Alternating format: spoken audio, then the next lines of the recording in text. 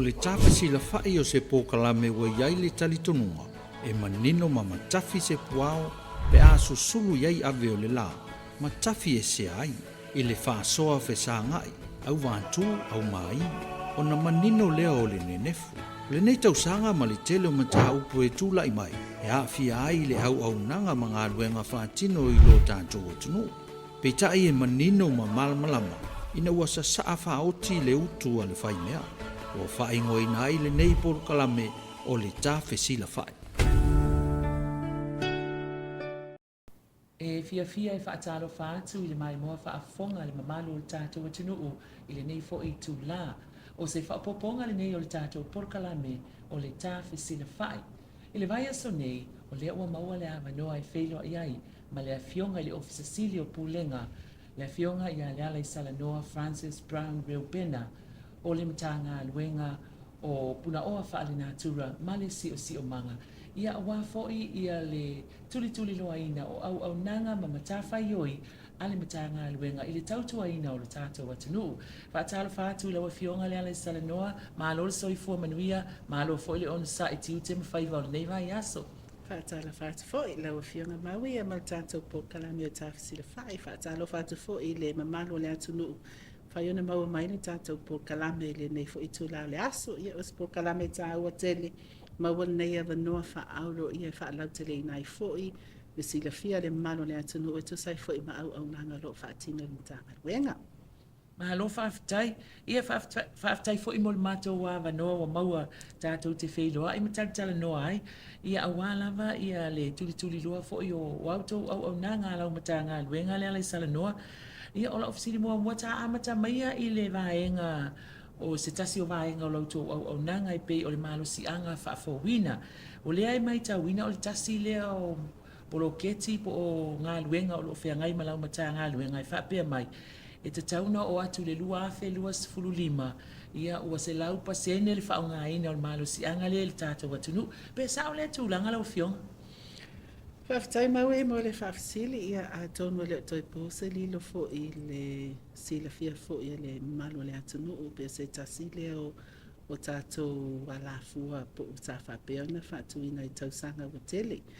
Nei tausanga tua nai sa whapea o le ona ngā lulua e le tātou malo e ala fo i le tātou whai ngā malo taluai i le una ia lea o malo si anga whaafawina. Ma lea sa whaatuina i lea lafua lea ia o le se lau pasene o tātou e le tise i e whaalaina mai lea i malo si anga whaafawina. Ma o lea lawai e whaatino lava ngaruenga whaatino fo e mtanga ruenga ma na paanga. Ia i le tūlanga o le tātou walafua lea. Ma o le taimi nei msalo na fo isi le fia e la wafionga maui le tātou polkalame le tūlanga le wa ia i le tātou tāpenanga le tātou malo. I le una ia lea o le fitus full pasene. Ia o malo si anga o le sitia lea o tātou malo si anga whafawina le fitus full pasene.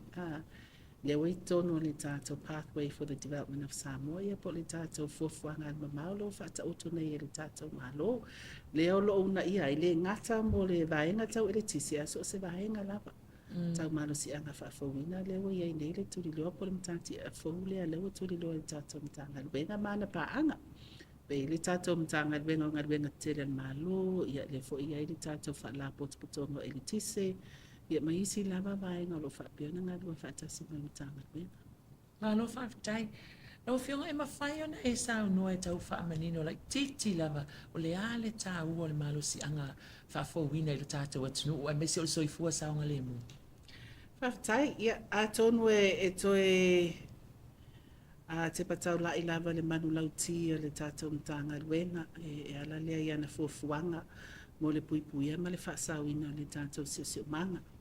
Ia pei fo na lau si le fia fo e lau fionga ma le malo le atunu u le nei taimi o lo whaata tau whianga ia me lui tau tele leo swing o le tau. Ma o Samoa se tasi o atunu u i atunu u ma lalanga o lo whapea mo saini a au. Ina ia ngalu e whaatasi ma atunu u ma lalanga ina ia whaititia a fianga ma fo mai swing o le tau. Mai lua lava ni vaenga o lo whapea na ngā lua e le tātou malo ia tau ala tufo i tātou mtanga luenga ma tātou pa anga i toa tele. O le tūlanga leo le tali ato Samoa, i suinga ma fianga ona o le swinga la le o le tau. Ia Malaysia vaenga o le lo ngā lua I fo'i ia le tātou mtanga luenga, ia mo se tātou tunu o Samoa, ia whapela langi atua. O le whaititia lea o kasa o una, lea lo o una ia ai, ia swinga o le tau. Mai e ui o Samoa, ia whaatasi ai fo'i mal Pasifika atoa, tu motu lai te Pasifika. E ti lava. E ti lava ia kasa ona o lo whapea, ona whamatu I nātu le ia, po carbon emissions. Pea whaatusa I sia tunu te tele o le lalolangi. A tunu o whapea ona le lei o lātou tamau ainga, mafua mai ia ono vaenga ia tina e lo whaangai nai, ia kasa ona nei, a meise lawa I tūlanga tau fossil fuel. Tūlanga ia tau suau. Ia ai peita ia ne. O le manatu ia sio tātou atunu o le ngā lua whaatasi ona o le te leo a whianga o swinga le tau. E a whia isi o tātou atunu. O le tātou la ia lea ngā luenga po le sao o Samoa. Ia o le tau mawhai lawa le whaititia ia kasa ona nei whaamtu ina atu I le ea. Kusa kota ua le reduce carbon emissions. Ma whaititia ai ia kasa nei o loo na ia le swinga le tau. Pei o le tāua nao por kalame ne o whaatino le tātou malo, ta wala tumitanga luenga mana paanga. O le una ia leo ati na e o loo whaunga ai, ma whaamua ai, ia malo si anga whaafawina. E titi lo lātou a whianga sio manga. E maua le whaafawina o le kasa, po le malo si anga la le pe o le whaatanua ina. Ia mai titi ai fo'i ia le pili o le mori e tatongi, mo se whaataita inga. O lo iai fo'i ia tātou whaataita inga masini, vaenga ia whaonga fo'i tatonu o le whale. Whaataita inga o pusa aisa, o tātou masini e tā mea, mo se whaataita inga o le alo iai vaenga o tūna tai e titi lava se malo si anga mo mia a vaenga I energy efficient. So e lua la vaenga o malo si anga whaafawina, ma le tūlanga le te le se malo si anga mo mia ai. So e lua la vaenga na leo na I po kalame ane tātou malo. Ma o telefo I tātou polo kete lo whaatino taimi nei. E iaini whaataita inga po ngi demonstration. Ia e lau sila fia I fo e sio tātou atunu. E me se ia atina I tele le malo. Lewa iai tātou atina e iai le malo si anga mai le la. Le fo iai tātou polo kete e whaataita I malo si anga mai le savili. Malo si savili. Ia mamaenga ia le tamawhai iai se tātou malo. Taisa unua. O le vaenga lea o le water and sanitation. Whaina e whaamanino le matawhai o ia le vaenga lea o la umtanga luenga. Whaftai, ia msala se tasi nei o mtanga luenga e te le fo ilo na sao I le atina e ina ma le whaanga I o ina o vaenga maoti o ta wale o sectors. I lalo mtanga luenga e lua tātou sectors ia e ngafa ma le mtanga luenga pe ila le vaenga tau sio manga ia maswinga le tau ia ma le vaenga la le o swavai ma vai la fwai water and sanitation sector o le tau la mo le mtanga luenga I vaenga nei o lo ngā lue whaatasi ai mapaanga tūlanga leo le tuli loaina o le swavai saunga le mu ma le mamu le whunga tau mafa o le tātou atunu le ngata I lea o le whaamauti noaina o lo maua pe le swavai o le vaenga la le tilo I tele le mtanga luenga ma whaata wenga luenga le whaasawina o tātou no fuanga nei apu vai. Le o tātou catchments po watersheds. O le matawha ioi la le ngā lue whaata se mtanga luenga ia manu mafio anga le manu le atunu. Mo le puipuia, manu puipuia o tātou no fuanga apu vai nei le whaasawa le swa vai. Maua mai le swa vai le whaasoina ato le tātou pulengo swa vai. Ele ngata foi tātou pulenga swa vai a wa iai foi tātou vaenga whaala potopotongo o vai tuma oti. Lea lava lo iai ia nu mafio anga lo o ngafa lava I lātou ma le whaasosoina o le vai tau mafa o lātou ia fio anga. Ma lo ngā lue whaatasi ma le mtanga luenga. Ina ia whaamauti noa o lo o iai le swa vai o lo tafe le swa vai tātou vai tafe. Mo se whaataita inga o tō la au maru puipuia le swa vai, taimi nei swinga le tau, o lo mai tawina ale ma ale o le tūlanga o le maua pe o le swa vai. Me fo ilea lo awe le wha mafa le mtanga luenga le malu le atunu I le so onga ta ino o tātou la au. Ele ngata lea o le manu puipuia o nei no fuanga o lo maua ai ma tapu e le swa vai e wha soa atu no le whunga tau mafa. I tūlanga la ia o pau pe o tātou whaatoanga mo se whaataitaina.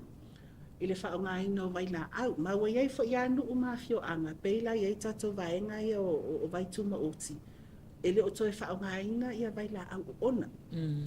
E iai fo ile nganga o le mtanga luenga ele tau fia. A o le nganga o le mtanga luenga ina ia una ia pui puinga. O le swawai e maua mai nei no foanga lo tapu e swawai e mama ma saunga le mu mo le fonga tau mafo le atunu le alae e tātai pe ma se longo le mamano le atunu o lo whapeona whaatino atina e tau whai whato ana. Ina ia mata i tuina leile whaunga waila au. Awa a lele leina whaunga ia waila au nei e o umalawa i te tono le swawai. Leo lo whaasoa mai e le fonga tau mafa, mo le fonga tau mafa le atunu. O le ngalwenga la lea le tātou mta ngalwenga tau ala tu vaenga ma oti po le water and sanitation sector. Ma leisi vaenga, e tilo tu langa ia o le sanga le mua sua vai pena o ta uolo matau ngalwe whaatasi e mta ngalwenga o soifua malo loina. O lo o matai tuina le lei ele mta ngalwenga.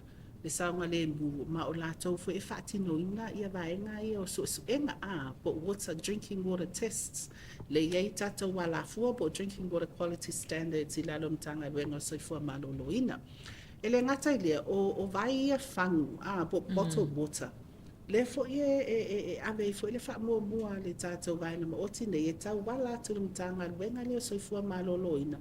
Ma lo ngā lue whaatase ma company vaingi. Ia e me se fo ia le tātou wha la potongo scientisi le whaia ia whaatino ina ia suengo sua vai nei. Le whaatau atu le malu le atunu ina ia mautinoa o lo saunga le mu vai nei ia whaatau atu le malu le atunu. Ia o nisi a vaenga ia vaenga tu mama ia o vaenga fo ia o whale le tā ua se tulo. O tūlanga umana o le tu mama lau tele. A wai mo o mia le iai o le swawai ina I mawhai o na au sia le tu mama lau tele mo o mia o sio tātou atunu. Ia o vaenga uma ia o lo wha mau popo o mai lalo le tātou vaenga ma o tu swawai ma mai la fuai. Ma le au nanga fo ina le whaatino mtanga luenga o le tātou pa anga le iai taimi nei o le o maua mai le soswani mai malo Europa. Le Unia Europa. Ia le lo whaasoa mai ai ia le soswani le lo whaatino ai ngā luenga mo o mia le tātou pulenga o swawai. Ngā luenga mo o mia lo whaatino e vai tu ma oti. Ma le whaatinonga au nanga ma le mataitu wina o nei au nanga e vaenga la nei pele le tātou mtanga luenga o soifua malo loina. Ia ma olo matou ngā lua fo e va lua ma mtanga luenga o tina mta mai tai. Ma ngā so tai ai mai se lava le whianga ia ma le malo le atunu I to e nu mafio ama. Ma o se vaenga ma o te ese ma le tā ua lo na mta whaioi. Ma o se au nanga o lo whaatino fo I ma va ai te toa ia le mtanga luenga a wā lava le soifua malo loina le o si tātou atunu. A le malu pui pui a fo o tātou si o manga a wā tātou no fuanga nei o lo tapu e le swawai.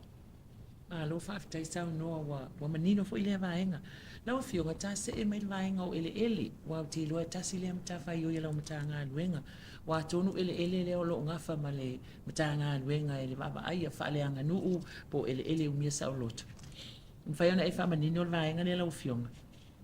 Ma lo whaafitai mo le whaafisili ia e se fulu ono ia vaenga o lo o au nanga fo I te tele lo ngafa ma le mtanga luenga se tasine au nanga tele malo ta wala tu mtanga luenga vaenga tātou ele na e vaenga tau ele lau whanua o aseta ia whaali sio manga le o la wha natura o le pito la au ta wana mtanga luenga ia Malaysia pito la au lo whaatino mtanga luenga taimine o le mata I tuina lea o tātou whanua ele ma whanua sio tātou atunu ia pei fo ia na lau sila fia fo ia I tātou wha mau e ova ma le balus fulu.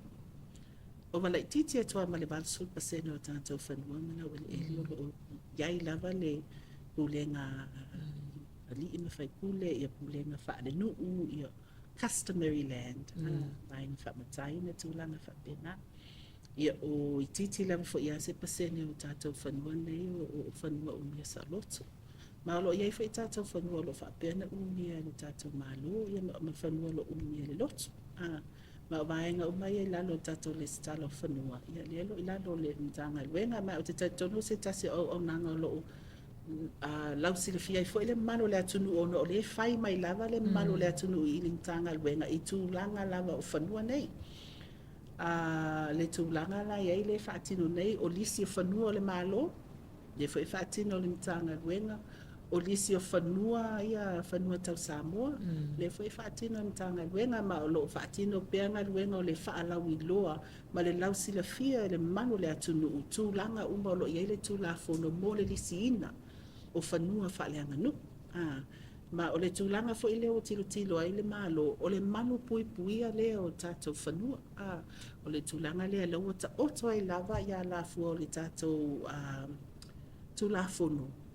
Ina ia wha mautinoa o lo o manu pui puia ia tātou whanua nei pia whaatino tātou lisi. Whaftai, o le au nanga le vaenga leo le ofisa o whaarelave whaare nā tūram whaafua se le DMO.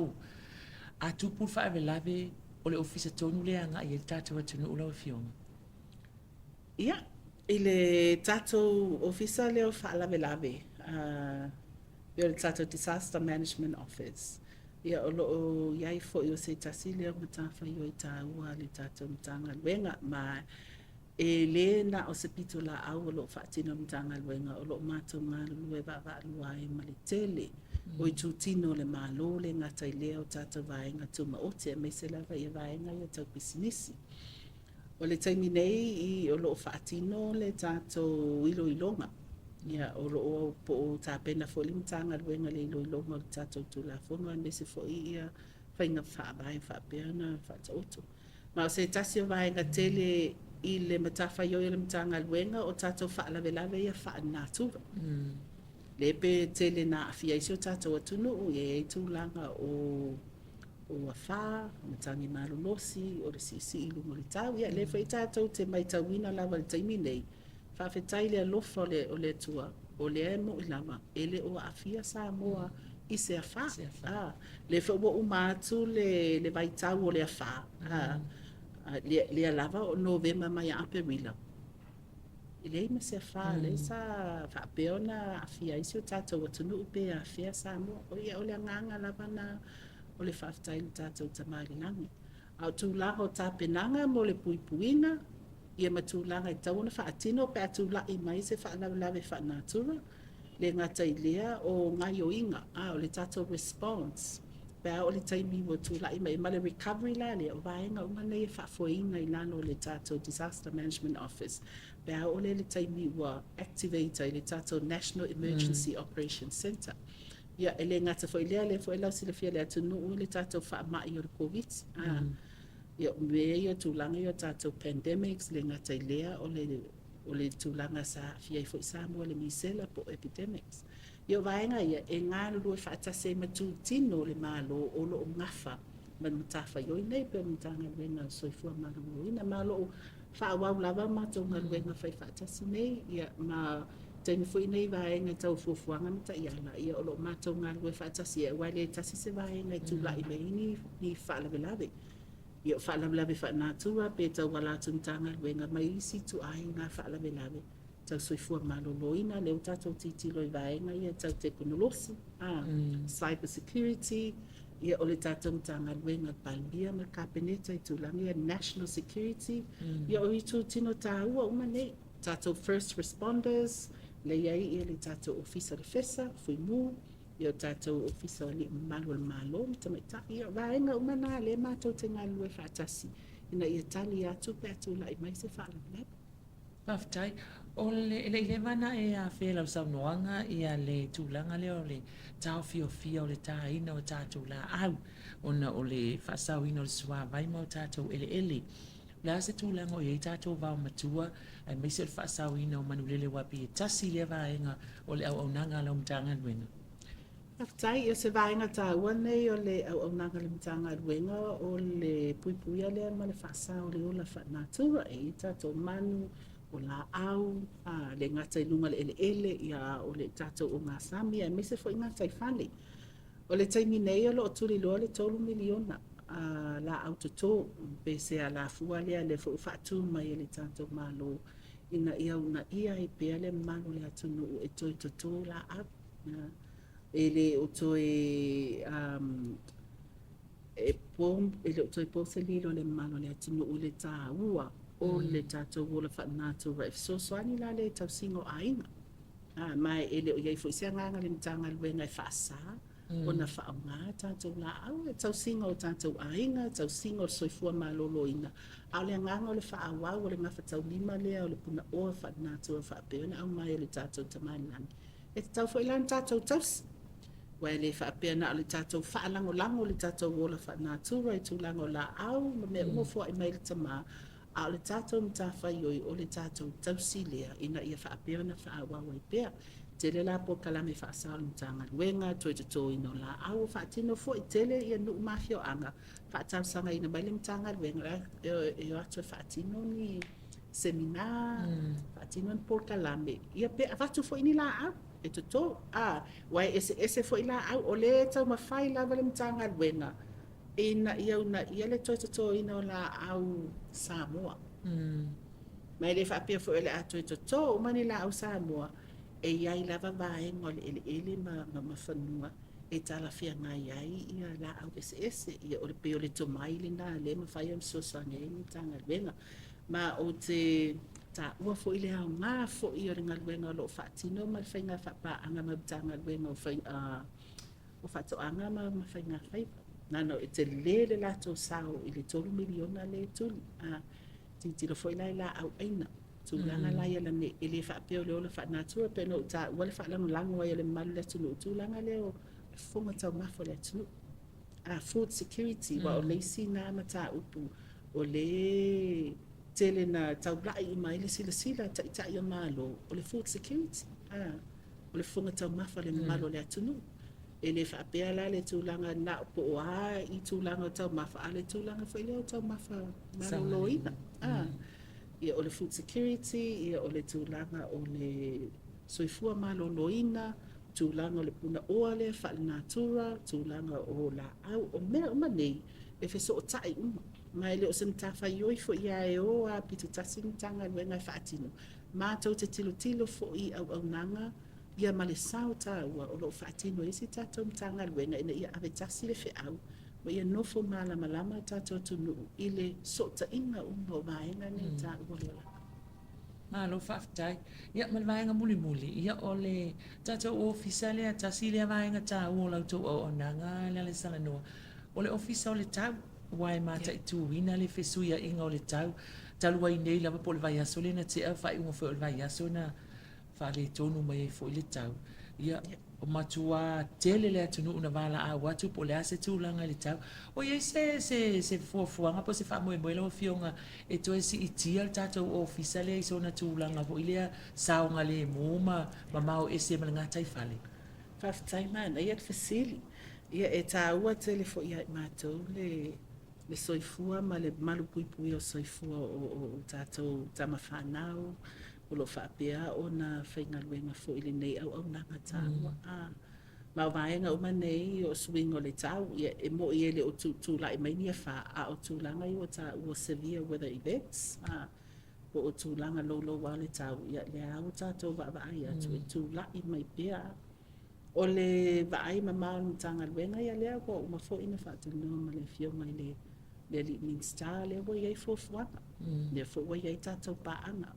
O fa pena au mai le susuani ina ia fatino se no fanga fo e tu mau pe ala le ofisa ia mo le mata I tuina ia vaenga le o famtalanga ma le au ino famtalanga ale ofisa tu tonu mo tato wa ai tau le wa ia fofanga ni tanga wena me se la fionga minsta ia tawana fatu I pes a pule lo fale ali e au ia tu masiola ia tilo a umitele mo le silua tau sanga watawana fatuina se ofisa ale wa ia tatou paanga ma wa ia foi fofuanga mo se fanua e ulu fatu wa ile tatou ofisa fonle Malo whaftai sa unua whaftai tēne lama le ale sala noa mo le mātou wa manoa O le nā ua mai moa whaafonga mai le tātou atunuu i le talanoanga ma le ofisasili o pūlenga o le matanga luenga puna oa whaanātura ma le si o manga le fionga i ale ale Salanoa Francis Brown Reubena i le nei vai aso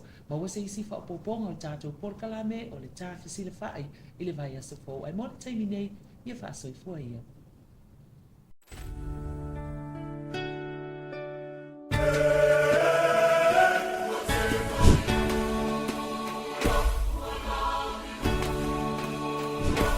O le tāwhisi la whai o se pōkalame ua iai le talitonunga e manino ma matafi se puao pe aso sulu iai ave o le la matafi e se ai i le whaasoa whesa ngai au vātū au mai o na manino lea o le nenefu le nei tausanga ma le tele o mata upu e tūlai mai e awhia ai le au au nanga ma ngā luenga whātino i lo tātou atunu pe tai e manino ma malmalama ina ua sa saa whaoti le utu a le whai mea o whaingo ina ai le nei porkalame o le tā whesila whai.